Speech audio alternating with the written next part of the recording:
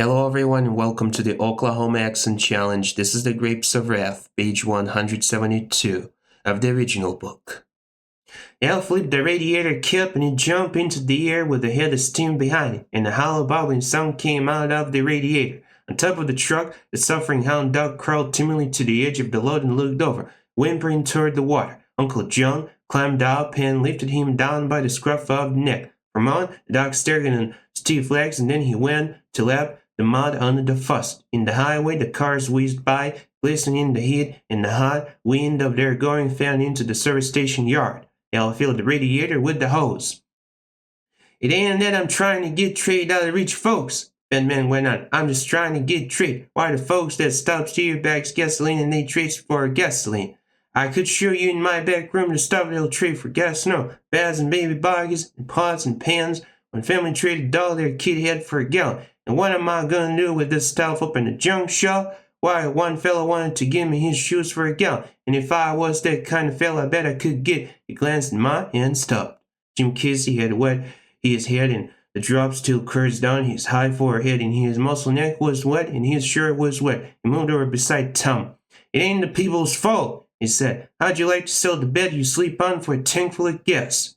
"I know it ain't their fault. If a person talked to you is on the move for a damn good reason. But what's the country coming to? That's what I want to know. What's it coming to? Fella can't make a living no more. Folks can't make a living for it. I ask you, what's it coming to? I can figure her out. Everybody else they can't figure out. Fella wants to trade his shoes so he can get 100 miles on. I can figure her out." He took off his silver hat and wiped his forehead with his palm.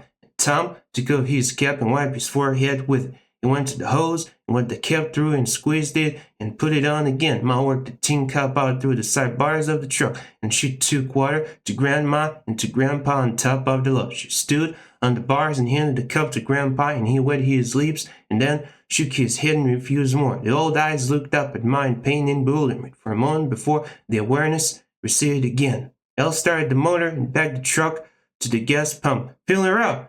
Take about a sound," said Al. "We'll give her 6 so she don't spill none." The fat man put the hose in the tank. "No, sir," he said. "I just don't know what the country's coming to.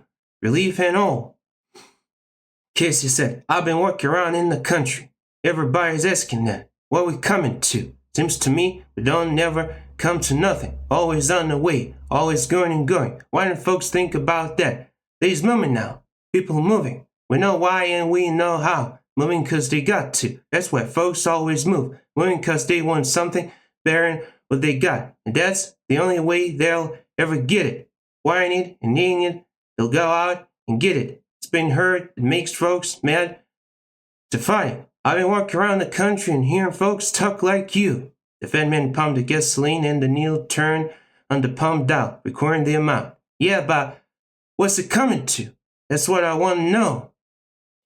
Thank you so much for watching, folks, and I'll see you next time. Have a good day.